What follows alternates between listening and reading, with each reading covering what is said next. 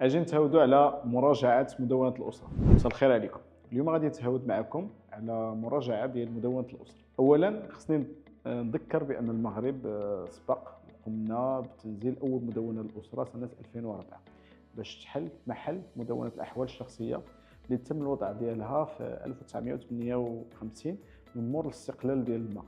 وفي 2004 خصنا نقولوا بان المغرب كان كيمثل واحد السابقه في العالم الاسلامي والعربي، وعطى مجموعه ديال الحقوق للمراه والاطفال، وحدد مجموعه ديال الشروط من اجل التحسين ديال الاسره المغربيه وباش نحافظوا على التماسك الاسري ديال المجتمع ديالنا.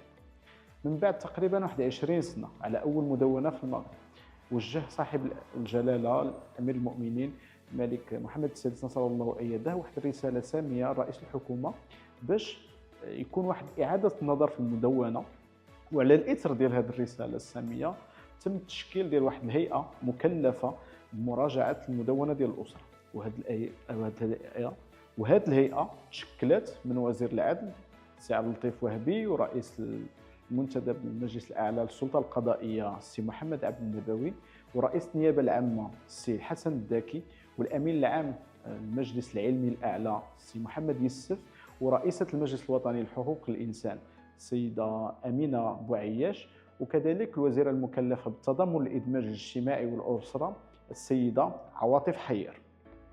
وخصنا نذكروا بان هذه الهيئه عقدت حوالي 130 جلسه ديال الاستماع، وخلال هذه الاجتماعات كامله التقت الفاعلين في المجتمع المدني، في المؤسسات، في الاحزاب، في النقابات، في المراكز ديال الابحاث، وخصت كذلك واحد البريد الكتروني باش تلقات فيه مجموعه ديال المقترحات فيما يخص التعديل ديال المدونه.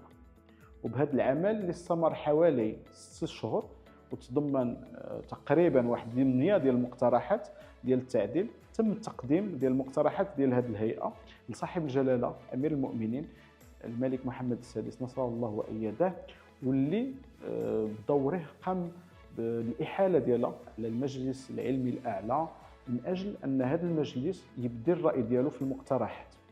ودعا صاحب الجلاله المجلس العلمي وهو يفتي فيما هو معروض عليه من مقترحات الى استحضار مضامين الرساله الملكيه الداعيه الى اعتماد فضائل الاعتدال والاجتهاد المنفتح والبناء في ظل الضوابط التي طالما عبر عنها جلالته، وهي عدم السماح بتحليل حرام ولا بتحريم حلال.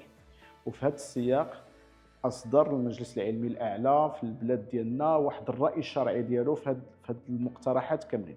وصلنا خصني ولا بد نذكر